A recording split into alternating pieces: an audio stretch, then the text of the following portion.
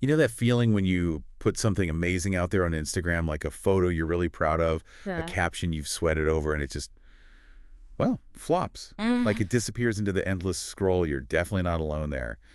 It's a really common frustration. It really is. And hey, if you're actually looking for ways to maybe give your social media profiles a bit of a push, you might want to check out our partner, rapidboost.net. They offer tools and services for that. Absolutely. And, while creating great content is obviously fundamental, getting it seen and actually connecting with your audience on Instagram, well, that requires a more strategic approach. Yeah. It's less about luck, really, and more about understanding how the platform works and, who you're actually trying to reach. Exactly. Yeah. So our mission today is to really dig into how to plan and schedule your Instagram posts for, better engagement and actual growth. We want to move beyond just hitting post whenever. Right. And understand the thinking behind a successful strategy. And a really key part of that thinking is getting a handle on the engine that drives visibility on Instagram, its algorithm. Mm. Knowing what makes it tick is really the first step towards a more effective plan. All right, so let's get into the nuts and bolts of this algorithm then. What are the core things that decide if our stuff even shows up in someone's feed? Well, the guide we looked at highlights a few crucial factors. Hmm. First is interest. Basically, Instagram tries to predict how likely you are to care about a post based on your past behavior, what you've liked, saved, commented on before. Okay, makes sense. What else? Then there's timeliness generally. Newer posts get a bit of an advantage, they rank higher. Right, freshness matters. Yep. And relationship is also really significant. You tend to see more content from accounts you interact with frequently. So engagement goes both ways. Exactly. And finally, the frequency with which users open the app and how long they spend browsing, that also shapes what they see. So it's not just like random. It sounds like we need to be really deliberate about who we're targeting and when they're actually online and scrolling. Precisely.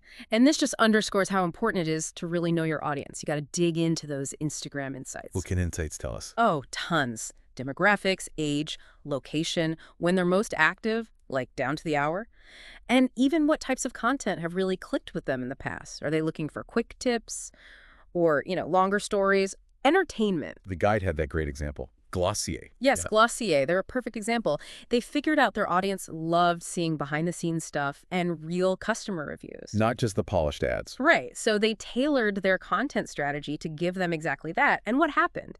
Engagement shot up, and they built this incredibly loyal community. It wasn't just about pretty pictures, it was understanding what their audience truly valued.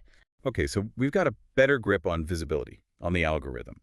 Now, how do we take that knowledge and turn it into an actual plan? That's where the content calendar comes in, I assume. Exactly. A content calendar is your roadmap. It gives structure and, importantly, intentionality to what you're posting. It helps you stay consistent, which the algorithm likes, and it stops that last-minute panic of, oh no, what do I post today? Ugh, I definitely know that feeling. So besides just being organized, what are the other big pluses of using one?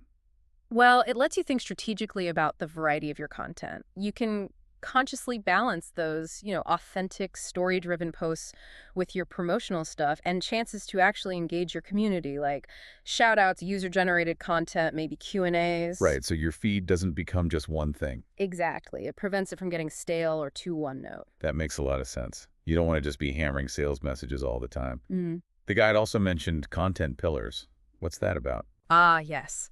Content killers are basically the 3 to 5 core themes that define your Instagram presence. So, like the guide said, for a fitness coach, maybe it's workout tips, client transformations, healthy recipes, and motivation.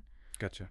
These pillars give you a framework. They keep your content focused and coherent, but still allow for variety within those themes. So it's like having boundaries for your brainstorming.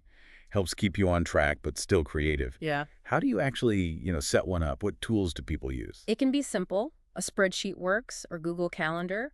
But there are also dedicated apps like Later or Planoly. They often have visual interfaces, which is nice for Instagram. Yeah, visual platform. Exactly. The key is to first map out any important dates, launches, holidays, events. Then brainstorm ideas that fit your pillars and slot them into the calendar, maybe tentatively at first. And don't just plan feed posts, think about stories and reels too. Right, integrate everything. Yeah. That jewelry brand example was interesting too, the making of videos. Oh yeah, that was a great case study. They noticed these behind-the-scenes videos got way more engagement, like 3 times more, the guide said. Wow. So they made it a strategic thing, planned a weekly making of video, and the result, their average reach doubled in just 3 months. It really shows the power of finding what clicks and then planning for it. Okay, content planned out. Now, timing. Is there really a best time to post? Does it matter that much? Well, there's no single magic hour for everyone, no, but the data is pretty clear. Posting when your specific audience is most active definitely boosts visibility. Makes sense. You want to be there when they are. Right. You want your content fresh in their feed when they're actually scrolling. So how do we figure out those golden hours for our own followers? Instagram Insights again, it's your best friend here. It shows you exactly when your followers are online, day by day, hour by hour. Okay. Beyond that, you can just experiment. Try posting at different times, different days, and watch your engagement numbers closely. See what works. The guide mentions general peaks, like maybe 11 a.m. or 3 p.m. on weekdays. But it varies. But it totally varies. Your audience is unique. You have to look at your own data. Got it. And what about frequency? How often should we post? Do we need to post constantly? Not necessarily. Consistency is usually more important than sheer volume. Quality over quantity. Exactly. Some big brands might post 3-7 times a week, sure. But it's often better to focus on putting out really high-quality, valuable stuff, even if it's less often. You don't want to water down your impact just to post more. That makes total sense. Okay. But managing all this, planning the content, hitting those specific times, Yeah. it sounds like it could become a full-time job in itself. That's where scheduling tools help, right? Absolutely. Scheduling tools are lifesavers here. They save a ton of time and make sure you don't miss those optimal posting windows just because you got busy. They automate things. Boost efficiency. Big time. The guide listed a few later. Buffer, Hootsuite, Planoly. Any quick thoughts on what makes each one stand out? Yeah, they each have their strengths. Later is really popular for its visual calendar drag and drop planning. Super intuitive. Plus, auto-publishing #help. Nice. Buffer's great for analytics and managing multiple platforms, not just Instagram. Hootsuite is more of an all-in-one powerhouse, advanced scheduling, team features, deep analytics. And Planoly is also strong on the visual planning side, especially good for planning out stories. So it kind of depends on your specific needs, budget, maybe team size. Exactly. You find the one that fits your workflow. What are some tips for actually using these tools effectively? It's not just set it and forget it, right? Definitely not. Use them to streamline, not replace thinking. So upload your finished visuals, write those great captions in advance, then schedule them for those peak times you found. Okay. A lot of people also schedule their first comment with hashtags using these tools, or even plan out sequences of stories. And importantly, review your scheduled queue regularly, maybe once a week. Make sure it all still makes sense. Good point. Things change. Okay, so we're posting consistently at the right times using tools. What about the actual stuff we're posting? How do we keep the feed fresh and engaging? Avoid being boring. Yeah. Content variety is key here. The guide talked about the 4-1-1 rule, which is a pretty useful guideline. 4-1-1, what's that? So for every 6 posts, the idea is 4 should provide value, educate, or entertain your audience. 1 can be a softer promotion, maybe hinting at a product or service. And then 1 is a more direct hard sell or call to action. Ah, I like that ratio. Leans heavily on giving value. Exactly. Because if you're just constantly selling, engagement tends to drop, people tune out, or even unfollow.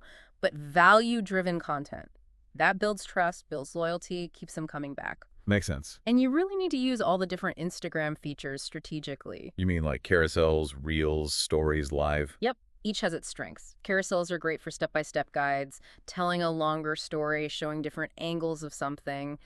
Swipe to see more. Reels are huge right now for reaching new people, tapping into trends with audio. Big potential for discovery there. And stories. Stories are perfect for interaction. Polls, quizzes, Q&As. You get that real-time feedback, have conversations, and going live. That really humanizes your brand. Think behind-the-scenes interviews, live launches. That photographer case study you mentioned earlier seemed to nail this mix. Totally. They mixed it up. Photography tips, value, client work, social proof, personal insights, authenticity, and clear calls to action for bookings, the sell. It worked. Yeah. The guide said their engagement doubled and they started getting consistent client inquiries right through DMs. It shows that variety pays off. Okay, so we're doing all this planning, scheduling, diversifying content. How do we actually know if it's working, if all this effort is paying off? Measurement. Analytics are crucial. You have to track your results, use Instagram Insights, and also the analytics dashboards that most scheduling tools provide. What specific numbers should we be watching? Key metrics would be your engagement rate. That's likes, comments, shares, and especially saves now. Saves are a big signal to the algorithm. Okay, saves are important. What else? Follower growth, obviously. Reach and impressions, how many people are seeing your stuff. And then things related to your goals, like website clicks or profile visits, if that's what you're aiming for. But how do we interpret that data? It's just numbers, unless we know what to look for. Look for patterns. Are your reels getting way more reach than static posts? Maybe make more reels. Do carousels get lots of saves? That suggests people find them valuable, so create more in-depth carousel guides. So let the data guide the content decisions. Exactly. If posting at 7 p.m. on Tuesdays consistently bombs, well, stop doing that or test a different type of content then. So it's not a one-time setup. It's this constant cycle of posting, analyzing, adjusting. Precisely. You should be doing regular reviews, maybe monthly, maybe quarterly. Look at your calendar, see what worked, what didn't. Maybe retire formats that just aren't landing, and double down on what is resonating. The most successful accounts treat Instagram like an ongoing project, always evolving. This has been super insightful. Yeah. Okay, to wrap it all up, maybe we could walk through a quick step-by-step for listeners who are ready to, start doing this. Absolutely. Let's boil it down based on what the guide suggested. 6 steps. Okay, step 1. Step 1, audit your current content. Look back at the last, say, 3 months. What were your best posts, worst posts? Any patterns in topics, formats, timing? Get a baseline. Step 2. Define your goals. What you really want Instagram to do for you. More followers, website traffic, community building, sales. Be specific. This drives everything else. Step 3. Build out that content calendar. Block out key dates, first launches, holidays, then start filling it in with ideas based on your content pillars. Plan at least a week ahead, ideally more. Step 4. Research and plan your post times. Dive into your insights. Find those peak activity hours for your audience. Schedule accordingly. Test and refine. Step 5. Craft your posts in advance. Batching helps. Create visuals, write captions, research hashtags. Use your scheduling tool to get it all organized and ready to go. And finally, step 6. Analyze and refine. Constantly. Review your analytics weekly or after each campaign. See what worked, what didn't. Adjust your calendar, your content, your timing. Growth comes from ongoing optimization. Fantastic. So the big takeaway really feels like, well, there's no magic bullet for Instagram growth. Yep.